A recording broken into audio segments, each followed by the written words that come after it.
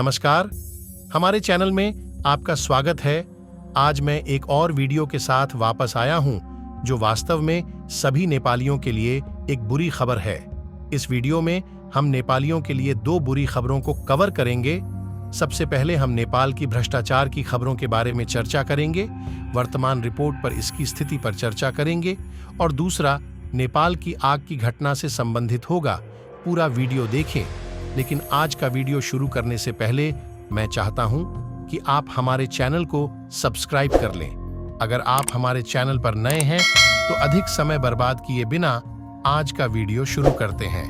वैश्विक शासन के निरंतर परिवर्तन में स्पॉटलाइट नेपाल पर हो रहा है, क्योंकि यह जाल से भरी हुई भ्रष्टाचार के मामलों में अपनी राह बनाने का प्रयास कर रहा है। हाल ही में ट्रांसपेरेंसी इंटरनेशनल द्वारा जारी की गए करप्शन परसेप्शंस इंडेक्स (CPI) 2023 के अनुसार नेपाल की स्थिति का एक नाटक रूपी चित्र प्रस्तुत हो रहा है, जिसने 180 देशों और क्षेत्रों में 108वें स्थान पर पहुंचकर दिखाया है। यह शायद इसकी 2022 में 102वीं और 2021 में 117वें स्थान से एक सामान्य सुधार होने का सूचित करे, लेकिन देश अब भी भ्रष्टाचार के साथ जूझ रहा है। ट्रांसपेरेंसी इंटरनेशनल का CPI वार्षिक प्रमुख प्रकाशन, जिसमें ज्यादातर बर्लिन स्थित एक वैश्विक भ्रष्टाचार समूह द्वारा किया गया है, इस्तेमाल करता है एक स्केल उपयोग करता है जिसमें 0 से 100 तक का सीमा है, जहां 0 सबसे अधिक भ्रष्टाचार और 100 सीधा भ्रष्टाचार मुक्त को दर्शाता है। नेपाल का स्कोर 2023 में 35 है।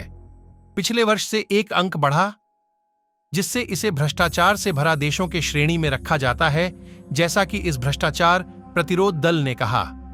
इस स्लाइट प्रगति के बावजूद ट्रांसपेरेंसी इंटरनेशनल नेपाल की भ्रष्टाचार के मुद्दे के सामने बड़े चुनौतीपूर्ण स्थिति को लेकर चेतावनी देता है। देश अपने दक्षिण एशियाई साथियों के पीछे है, जिसमें भूटान 26वीं, मालदीव 36वीं और भारत 93वीं शीर्ष पर हैं। क्षेत्रीय संदर्भ में नेपाल श्रीलंका 115वीं, पाकिस्तान 133वीं, बांग्लादेश 144वीं और अफगानिस्तान 162वीं से पीछे है। रुचिकर है कि नेपाल के उत्तरी पड़ोसी चीन 96वें स्थान पर 42 अंकों के साथ रखा गया है। नेपाल की CPI की सार्वजनिक औसत 10वीं बार स्थानीय समाचार राजी रखते हैं, जिसमें 12वें साल से 43 के लिए स्थिर रहता है, जिसमें देशों के 2/3 से अधिक नीचे 50 स्कोर किया गया है।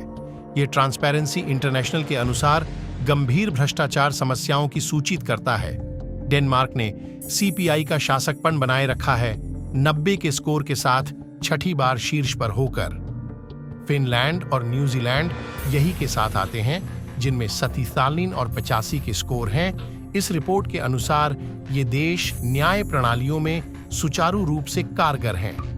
उलटे सशस्त्र संघर्षों से प्रभावित होने के कारण देश CPI की नीचे स्थान प्राप्त करते हैं। सोमालिया 11, वेनेजुएला 13, सीरिया 13, दक्षिण सुडान 13 और यमन 16 सूची के नीचे हैं। ये सभी दीर्घकालिक संकटों, अधिकांशतः सशस्त्र संघर्षों से प्रभावित हैं। यह मुख्य रूप से उद्धृत करते हैं जैसा कि नेपाल अपने स्थान के साथ निपटता है और भ्रष्टाचार का सामना करने का प्रयास करता है, इस साहित्यिक यात्रा को एक जटिल ओडिसी के रूप में खोलता है। एक भ्रष्टाचार मुक्त समाज की दिशा में दी जाने वाली संपूर्ण यात्रा के लिए समर्पित प्रतिबद्धता, सूचना रिफॉर्म्स और सकारात्मक परिवर्तन की साझेदारी की जरूरत होती है। ये तो थी भ्रष्टाचार से जुड़ी खबर। अब हम ताजा अग्निकांड की खबर को विस्तार से कवर करेंगे। एक दुखद घटना जो लगभग 5 बजे हुई थी, दरबा सेटलमेंट के वार्ड 3 मेलेक ग्रामीण नगरपालिका अछाम जिले में एकच पुराने गोदाम में खेती की जा रही थी। दुर्भाग्यवश बच्चे विद्यालय छोड़कर खेती के स्थान में खेल रहे थे, और जब अंधकार छा गया वे एक मैच बॉक्स लाए और आग से खेलने लगे। पूरे गोदाम में अचानक आग लग गई। यहां तक कि महाकाव्य के कारण एक बच्चा सुरक्षित बच गया, लेकिन दूसरे 2, नंदा बुड्ढा की 6 साल की बेटी और जगत बुड्ढा के 3 साल के बेटे, इस दहकती आग में अपनी जान गंवा बैठे, जैसा पुलिस ने जारी किया। घटनास्थल तक पहुंचे मेलेख ग्रामीण नगरपालिका के मुख्य प्रशासनिक अधिकारी हिकमत बुड्ढा ने बताया कि बच्चों की मौजूदगी के बारे में किसी को पता नहीं था, इसलिए उच्चतम उत्साह और आग नियंत्रण प्रयासों में देरी हुई। उन्होंने कहा, पिछले कुछ वर्षों से छोटे बच्चों के द्वारा अज्ञानता में किए गए कुछ आगजनी और आग की घटनाएं हुई हैं, लेकिन यह घटना मानव पीड़ितों के साथ पहली बार थी। बच्चों द्वारा आग की घटनाएं इसलिए होती हैं क्योंकि माता-पिता को बच्चों के पहुंच से मिलने वाले मैच बॉक्स और लाइटर्स को संरक्षित रखने के बारे में जागरूकता की कमी है। मेलेक ग्रामीण नगरपालिका ने मृत बच्चों के परिवारों को प्रति परिवार के लिए रुपये 25,000 का मुआवजा प्रदान किया है। हिकमत ने जोड़ते हुए कहा कि आगजनी और बड़ी आगों की घटनाएं समय पर जानकारी के साथ भी बहुत कठिन होती हैं, खासकर दूरस्थ और ग्रामीण क्षेत्रों में कठिन भूमिका, जल स्रोतों की कमी और अग्नि ट्रक की अनुपस्थिति के कारण। अछाम में प्रतिवर्ष सूखा के मौसम में आग की घटनाएं होती हैं, जो सुदूर पश्चिम प्रदेश का एक पहाड़ी जिला है जिससे जीवन और संपत्ति का विशाल हानि होती है।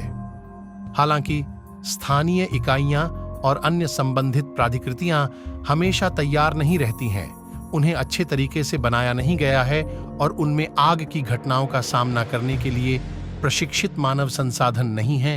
1 महीना पहले सनफेबागर नगरपालिका से एक आदमी ने भी एक घर में आग में जान गंवाई थी, जो किचन से शुरू होकर घर और एक पशु गोदाम को बचाया था। उसमें एक आदमी, एक गाय और 2 बकरियां शामिल थीं।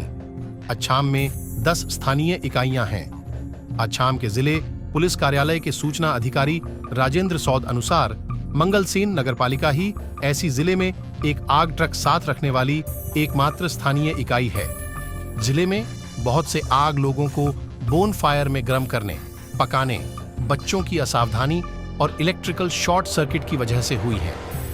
सौद ने कहा, जिले में अधिकांश आग लोगों द्वारा बोन फायर में गर्म होने, पकाने, बच्चों की असावधानी और इलेक्ट्रिकल शॉर्ट सर्किट की वजह से हो रही है। जिले में अग्नि नियंत्रण और बचाव प्रयासों में आगे बढ़ने के लिए आग बुझाने के संसाधनों की कमी के कारण उच्चतम तक हो रही है। मई 2022 में जिले के रामरोशन ग्रामीण नगरपालिका के वार्ड 5 के नेताकोट के एक 50 वर्षीय आदमी को एक घर में आग से मौके पर पहुंचने और आग को नियंत्रित करने में विलंब हो गया था। जिले पुलिस कार्यालय के अनुसार पिछले 2 वर्षों में 29 आग की घटनाएं दर्ज की गई हैं और उनमें से अधिकांश ग्रामीण क्षेत्रों में हुई थी। इसके साथ ही इन आगों ने 45 से अधिक घरों को नष्ट किया और 40 से अधिक लोगों को चोट पहुंचाई है। वर्तमान वित्त वर्ष में अलग अलग घर की आगों में 3 लोगों की मौत हो गई है। हिस्सेदारों ने शिकायत की है कि सभी 3 सरकारी स्तर, केंद्रीय, प्रदेश और स्थानीय ने किसी भी प्रकार के आपदा तैयारी योजना को बनाने में असफल रहे हैं। जिले स्तर पर मुख्य जिलाधिकारी के नेतृत्व में एक प्राकृतिक आपदा प्रबंधन समिति गठित की गई है और प्रत्येक स्थानीय इकाई में भी एक समान समिति कार्यरत है, जो विभिन्न प्राकृतिक आपदाओं, आग समेत कई आपदाओं को नियंत्रित करने के लिए बनाई गई है। लेकिन इनके प्रयासों का अब तक आग की घटनाओं को नियंत्रित करने में असफल रहा है, क्योंकि आवश्यक प्रशिक्षित मानव संसाधनों और साधनों की कमी के कारण। मैं उम्मीद करता हूं आपको वीडियो अच्छा लगा होगा। अगर आपको वीडियो अच्छा लगा हो तो वीडियो को लाइक करना, नीचे कमेंट सेक्शन में कमेंट जरूर करना और अपने दोस्तों के साथ भी शेयर करना। और अभी तक हमारे चैनल को सब्सक्राइब नहीं किया है तो चैनल को भी सब्सक्राइब जरूर कर देना।